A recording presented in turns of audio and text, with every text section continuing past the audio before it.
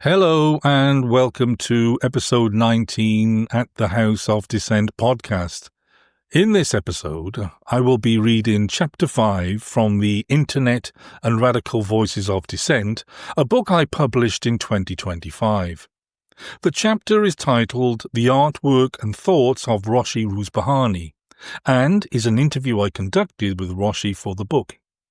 The interview revolves around a number of images that Roshi has created, and you can find them on her website. There is a short introduction to the chapter which I wrote, but let's get straight into the interview. And I begin by saying, you have a compelling backstory to tell the world, so talk me through your background, upbringing, where and when you were born, influences, memories, etc. And Roshi says this: I was born and raised in Tehran in 1985. Before immigrating to the UK, I pursued studies in business management and IT. In 2011, prompted by the complex political situation surrounding my husband's family, we made a life-altering decision to relocate to the UK. This transition presented challenges in the form of cultural differences and language barriers. Confronting these obstacles, I looked for ways to articulate my thoughts and emotions.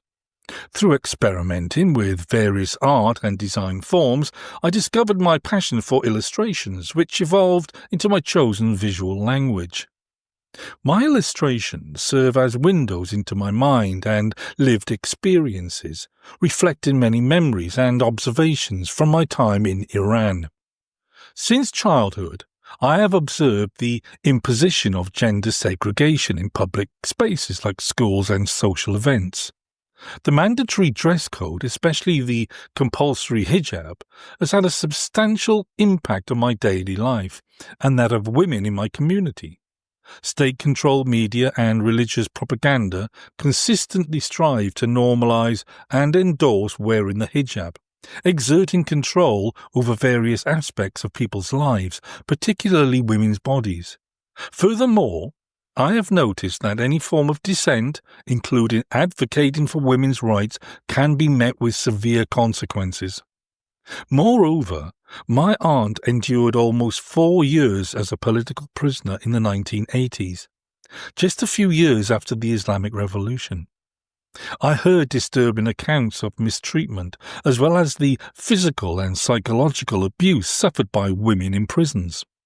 The struggles of political prisoners among my family and friends brought me face to face with the harsh realities of living under such a system. The Iranian regime enforces a form of gender apartheid, systematically limiting women's rights, opportunities, and freedoms solely based on their gender.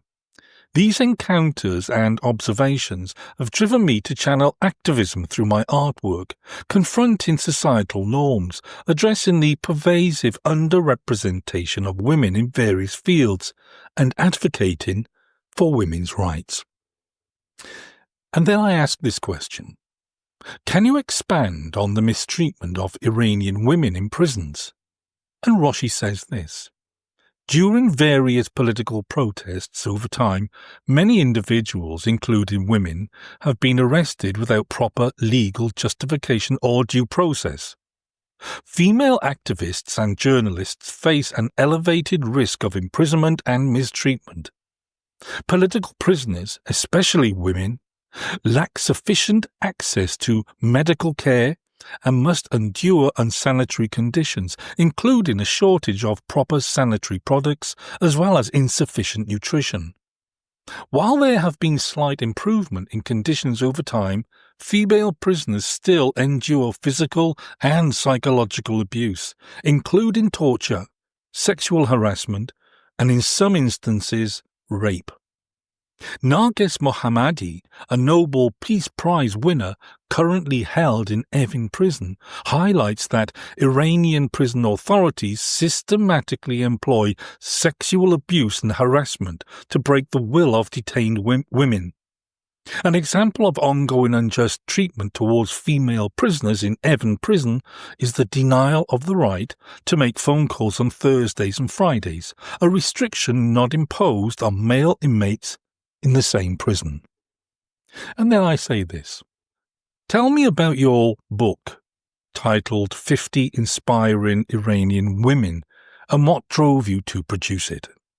And Roshi says this. In 2020, I self-published the book 50 Inspiring Iranian Women, an illustrated biography aimed at honouring 50 remarkable women from Iran through my artwork.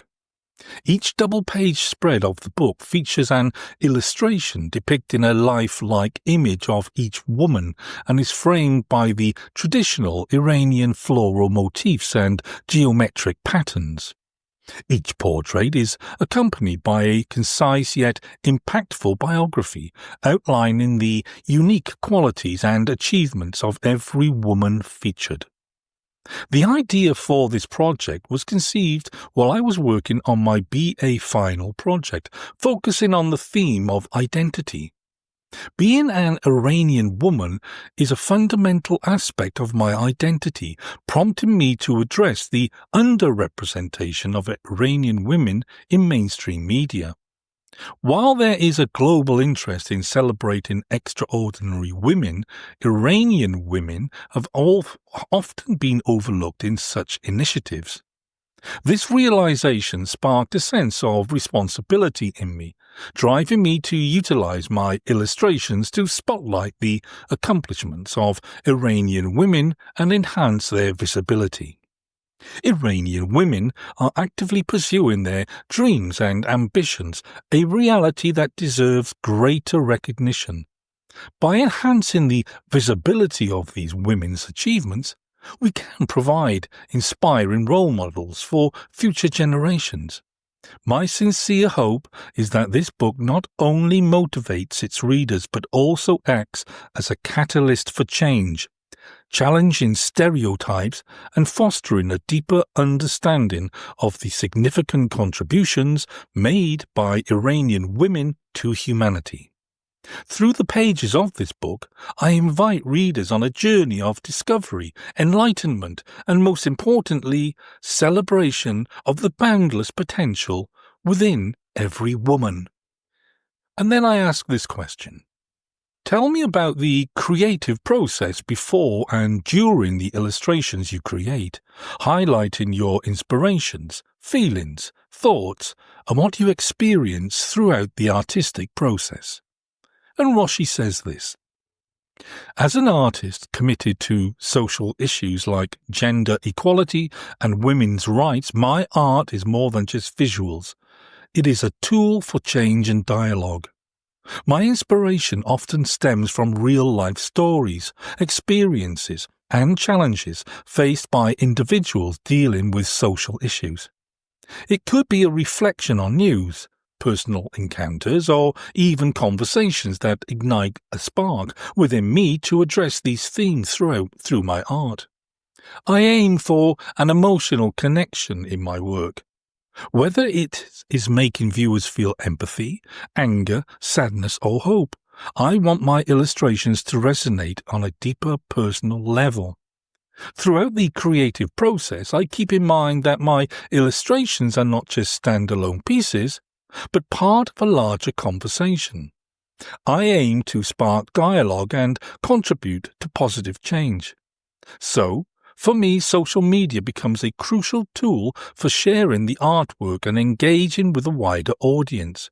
In a nutshell, my goal is to use art to start conversations, raise awareness, and make a meaningful impact, especially in the areas like gender equality and women's rights. And then I say this. Tell me about the protests involving wearing the veil in Iran, the stealthy Freedom Internet campaign in 2015, its significance and current implications, and other campaigns for political rights in Iran that you care about. And Roshi says this. The fight against the compulsory hijab started on the first International Women's Day after the Islamic Republic's formation in 1979. In Tehran, women protested, but their demonstrations were quickly suppressed. Despite the serious risks involved, many women have continued to express their opposition against the mandatory hijab law. In recent years, there have been waves of protests concerning the compulsory wearing of the hijab. In 2015, there was an internet movement called the Stealthy Freedom Campaign, started by the activists Mahsa Alinejad. This movement opposed the mandatory hijab in Iran, where women shared pictures and videos of themselves without headscarves on social media using the hashtag #MyStealthyFreedom. Some people supported the campaign, but others in the activist community had concerns. They were worried about the safety of women in Iran, while Mahsa herself was outside the country. Still, the campaign played by a significant role in making people worldwide aware of the struggles faced by Iranian women and showed how social media could help people express their views and question unfair rules. In December 2017, a young woman named Vida Mohavahad was photographed standing on a utility box in Revolution Street in Tehran, waving her hijab on a stick as a symbol of resistance. This image went viral, inspiring many women to replicate the same act of defiance. Many of them were arrested and sentenced to long prison terms. These protests are referred to as the Girls of Revolution Street movement. On September 16, 2022, 22-year-old Gina Mahsa Amini died 3 days after being detained by the so-called morality police in Iran for wearing her hijab improperly. Her tragic death sparked widespread protests, leading to the formation of the Woman Life Freedom movement. It is important to note that the Iranian regime had significantly tightened the enforcement of hijab laws in the months prior. For instance, there is the case of Sepideh Rashnu, who was arrested in July 2022 for not wearing her hijab in public. This happened after a video of her engaged in a verbal argument with another woman wearing a black chador on a bus that went viral. Later, she was forced to confess on national TV and faced serious charges, including national security violations. Nevertheless, it is crucial to recognize the persistent efforts of Iranian women for equality in the 4 decades since the Islamic Revolution.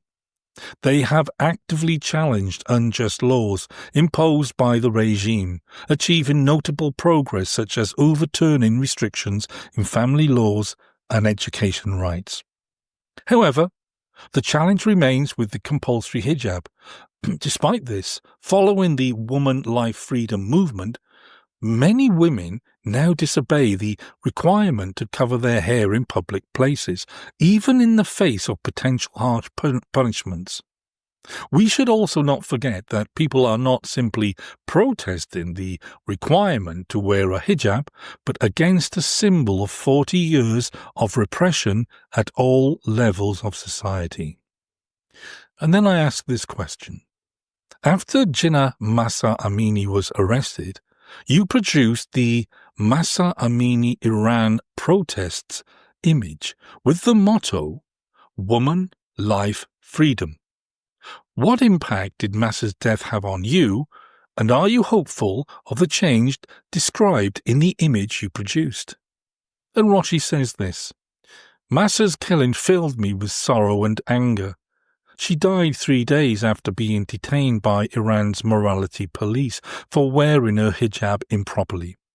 I knew that the brutal regime was capable of barbaric acts, but I still could not believe a 22-year-old girl would so brutally and callously lose her life just because a few strands of hair were visible underneath her hijab.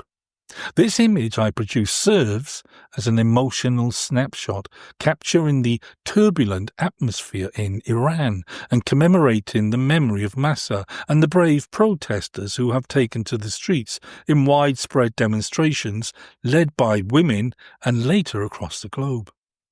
I know the courage that is needed to be in the streets fighting for your rights while the regime may arrest or even kill you. I am in awe of the bravery and strength of my people, and I am so proud of them.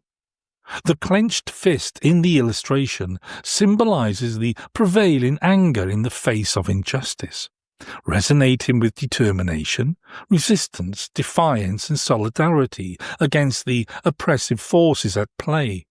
In the image, there is a reflection of the chants in the streets, the powerful words Zan, Zendegi, Azadi, meaning, woman, life, freedom. By including this chant in the picture, it not only shows what is happening in the protests, but also helps people around the world understand the hopes of those leading the movement. By creating this illustration, my aim was to connect people globally to the challenges faced by the Iranian community, immortalizing their shared pursuit of justice, equality, and freedom. I wanted to emphasize that the protest extends beyond mere opposition to compulsory wearing the hijab. It symbolizes a unified stance against 40 years of repression across all levels of society. I hope that one day Iranian women can live freely, but it might not happen soon because of the current complexities in the socio-political landscape. Despite the uncertainties, ongoing advocacy and collective efforts inspire optimism for gradual progress towards a society where Iranian women can truly experience freedom. And then I ask this question. As you are aware, Mahsa was Kurdish, and the Kurds live in some of the most impoverished areas of Iran and have suffered their own persecution by the Iranian authorities. The Kurdish form of the slogan Jin Jahani Azadi, Woman, Life, Freedom, has been used amongst Kurds inside and outside of Iran. Considering this, how important is it for you that the slogan, in any language, represents a united front for all the Iranian women despite ethnic differences? And Roshi says this.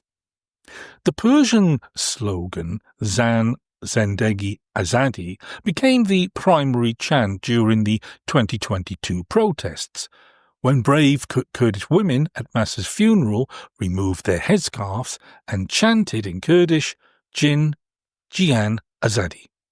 The renewed use of this slogan, borrowed from the Kurdish women's liberation movement, turned Gina Amini's death into a symbol of both patriarchal and political oppression. This renewed use got support from various marginalized groups, presenting a strong challenge to the Islamic regime. It not only highlighted the regime's historical conflict with the Kurds, but also with other minorities such as the Baluchs and the Baha'is, since the establishment of the Islamic Republic.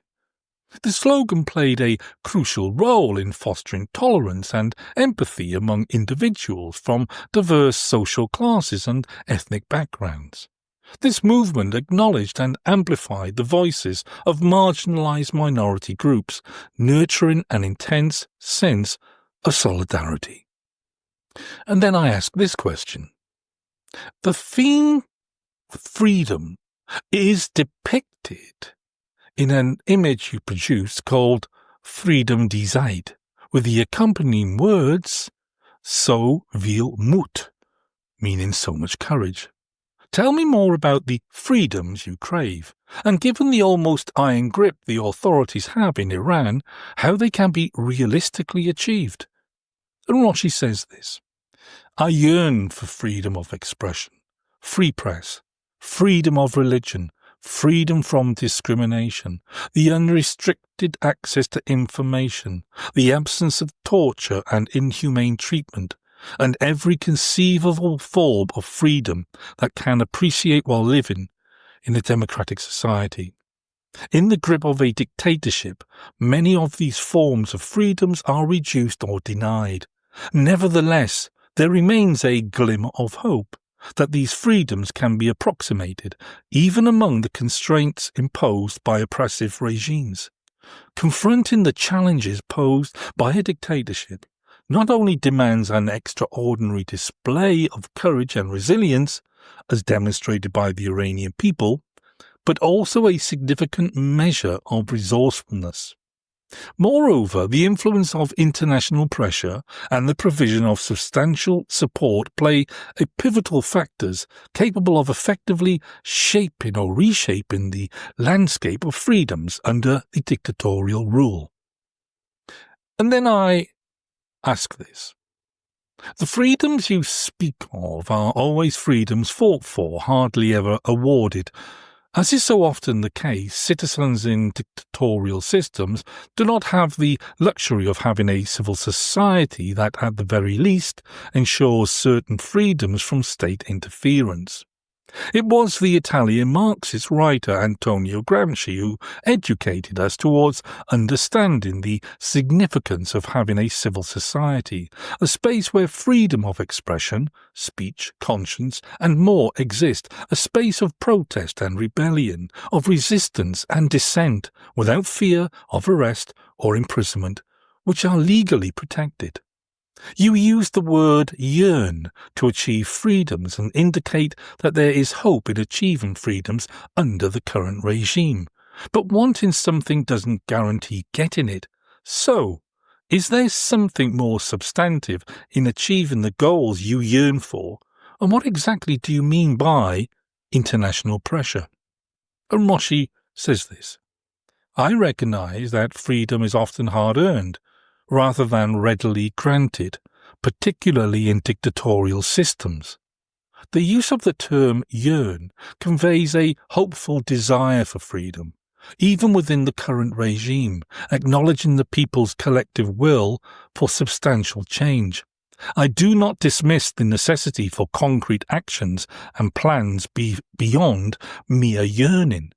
This involves exploring tangible steps to effectively achieve the desired freedoms in the face of existing challenges.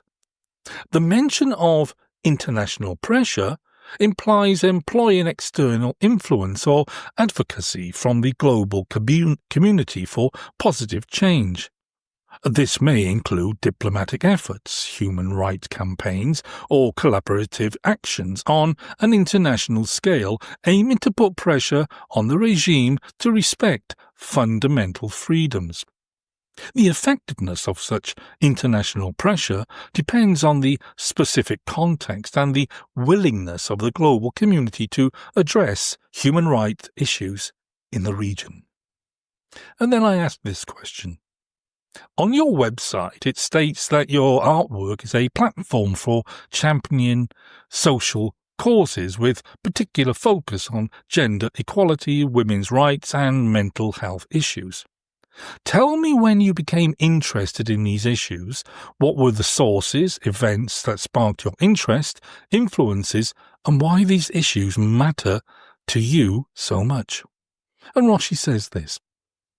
My upbringing under a religious dictatorship and within a patriarchal society significantly shapes my perspective and motivations.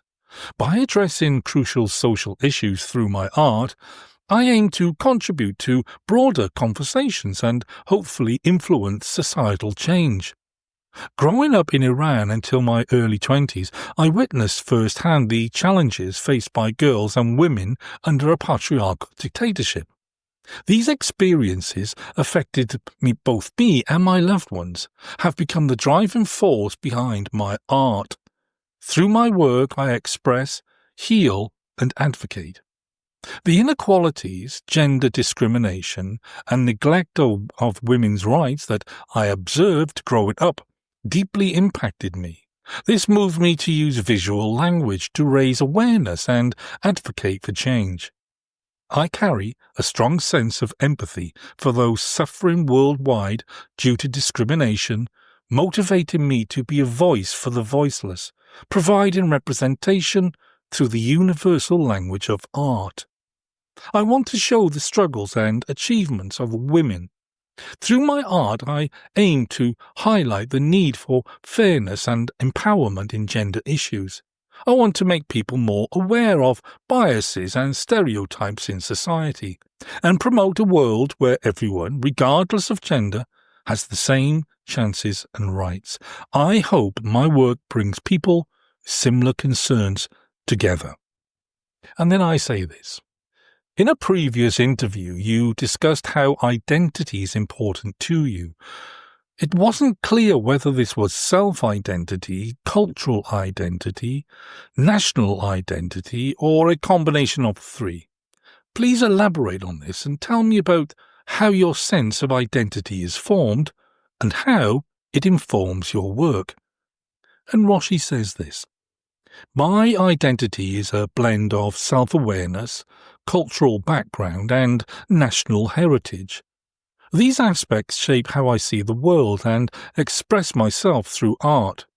At its core, my creative expression is rooted in my self-identity. It includes my personal beliefs, experiences, and feelings shaping how I view the world.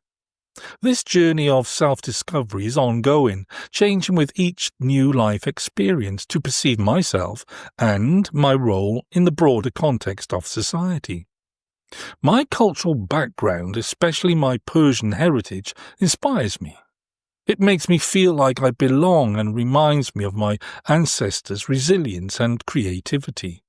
This connection fuels my creativity and affects the themes I explore in my art. National identity, too, plays a pivotal role in shaping my worldview. Being part of a nation imbued with a unique history and collective consciousness informs my understanding of societal dynamics, both past and present. It provides context to the struggles and triumphs of my fellow citizens, fostering a sense of empathy and solidarity. This awareness of national identity serves as a backdrop against which I contextualize my work, often delving into narratives that reflect universal themes within the specific context of my homeland. My artwork becomes a canvas upon which I explore the complexities of identity, challenging stereotypes and advocating for inclusivity. As an Iranian woman, I have dealt with unfair laws giving women few rights than men, and I observed how Iranian women are treated as second-class citizens in their own country. This issue affects all Iranian women, no matter their background, so it brings all of us Iranian women together in a shared experience of suffering that goes beyond our differences in ethnicity, religion, and language. And then I ask this question.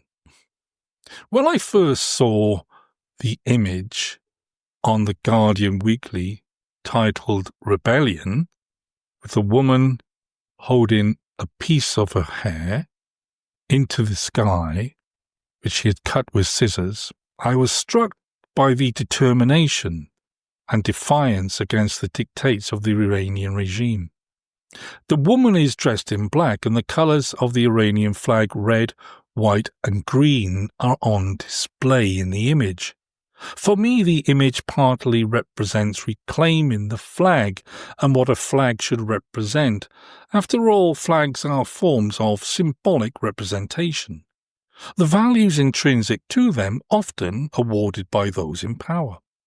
But I was equally struck by the word rebellion, which is a powerful word to use to convey a message. There's little scope for interpretation in that word and image, so can you explain your intention behind producing this image? And Roshi says this.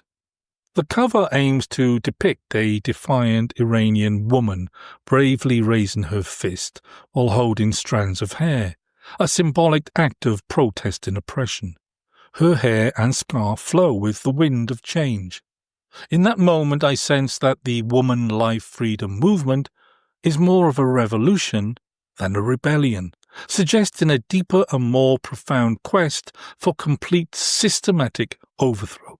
However, I acknowledge that the term rebellion encompasses acts of defiance, uprising, disobedience, resistance, or opposition against the government and social orders. So rebellions can manifest in various forms, ranging from peaceful protests and civil disobedience to widespread uprisings or revolutions. And I say this. Tell me about your thoughts and feelings behind creating the image titled A Tribute to Blue Girl and the reasoning behind it. And Roshi says this. Since the 1980s, women in Iran have faced a ban on attending men's football matches in stadiums. In March 2019, Sahar Kodayari sought to challenge this restriction by disguising herself as a man to watch her favourite football team, Esteghlal, in action. Sahar is the blue girl, because Esteghl's kit is blue, which was arrested but later released on bail. Upon learning of the possible 6-month jail sentence for her actions, Sahar, devastated, chose to protest. Tragically, she set herself on fire outside the courthouse, dying of her injuries a week later. Sahar's death triggered global outrage, shedding a light on the mistreatment of women in Iran. Many urged FIFA to ban Iran from international competitions until they allowed women to attend matches. In October 2019, a limited number of women were allowed to attend a FIFA World Cup qualifier in Tehran, but it was widely seen as a symbolic gesture. I illustrated Sahar as a symbol of women's rights in Iran. Her decision to self-immolate in protest, driven by despair over potential imprisonment, was a desperate yet courageous act to spotlight the cause she believed in. Sahar's sacrifice emphasized the lengths some individuals are willing to go to in the fight for gender equality, making her a symbol of the challenges faced by women in Iran. Art has the power to evoke emotions, serve as a potent tool for advocacy and social change. This illustration aims to draw attention to the struggles of Iranian women, placing their challenges at the forefront of public consciousness. The artwork was employed in gatherings for Sahar in Iran and later featured in the BBC 100 Women list, contributing to the ongoing dialogue on women's rights. And then I ask this question. Please explain your primary goal for creating the image titled Before and After Taliban, and include your thoughts on how it was used by media outlets such as the Washington Post. The image is presented here for reasons of expediency in static form, but the original on your website has 2 moving, dynamic images. What's behind your creative thinking when you use this dynamic form of illustration? And Roshi says this. Let me address your first point regarding the subject matter. My primary goal for this work was to shed light on the oppression and disappearance of Afghan women under the Taliban, driven by my belief in the transformative power of art to raise awareness. Recognizing the complex interplay between art, media and geopolitics, I acknowledge that I cannot control every interpretation or use of my work by various media outlets. Nevertheless, I am optimistic that the fundamental message will resonate clearly and powerfully. Maintaining a hopeful outlook, I am encouraged by the existence of journalists and editors committed to spreading genuine narratives and amplifying the voices of the oppressed. Despite the potential for the media and the internet to occasionally obscure clarity, they also provide unique opportunities to connect with global audiences.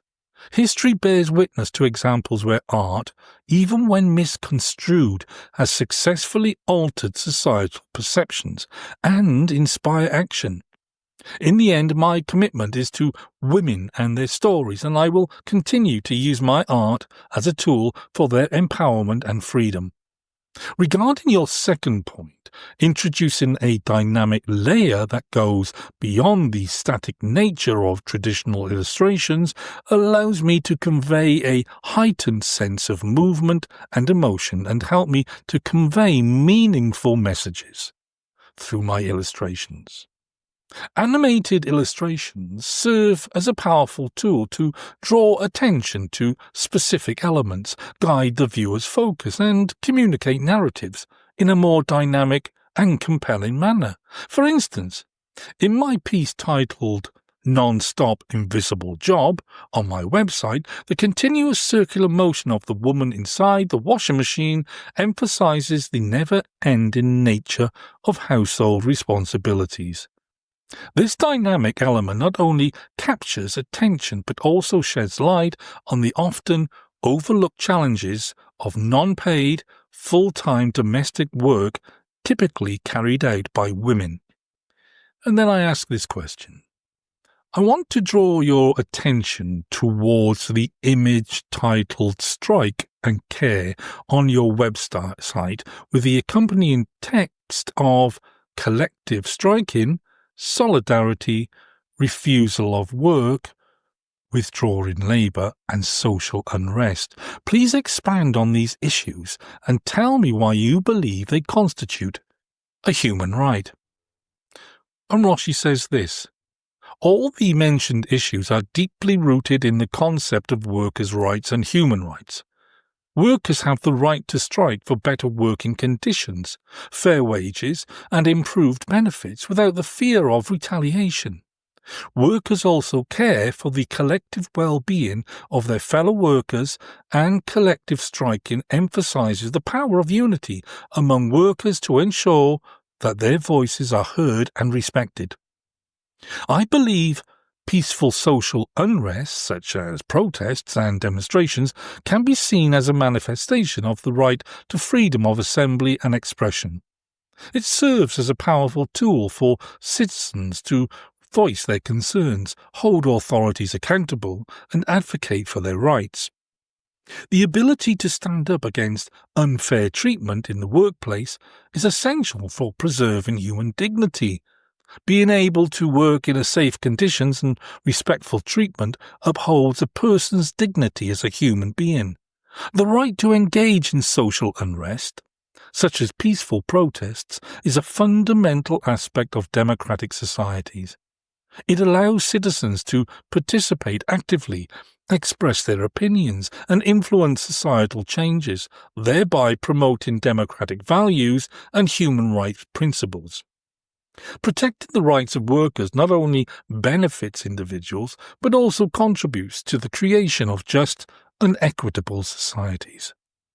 And then I ask this question. The image you produced titled Migrant Justice represents one of the biggest issues and challenges the world is currently facing. Why is the issue of migration important to you? And can you also explain what you mean by climate justice is migrant justice? And Roshi says this: living in exile in London, migration deeply shapes my personal life and resonates with the themes of my work. Without the experience of migration, my artistic journey might not have unfolded. Leaving my familiar environment resulted in a sense of loss and the experience of being other in a new society. This exile experience has transformed me into an advocate for social and political change, using my art to raise awareness about the ongoing issues in Iran. This illustration was commissioned by the UK Joint Council for the Welfare of Immigrants. The term climate justice is migrant justice emphasizes the link between climate change and migration, highlighting the unequal impact on vulnerable societies. It highlights the need to address the imbalanced distribution of climate solutions, global injustices, and the intersectionality of social justice issues. The phrase advocates for inclusive approaches that recognizes the interconnected challenges of climate change and migration, urging policies prioritizing the well-being of marginalized communities, including migrants.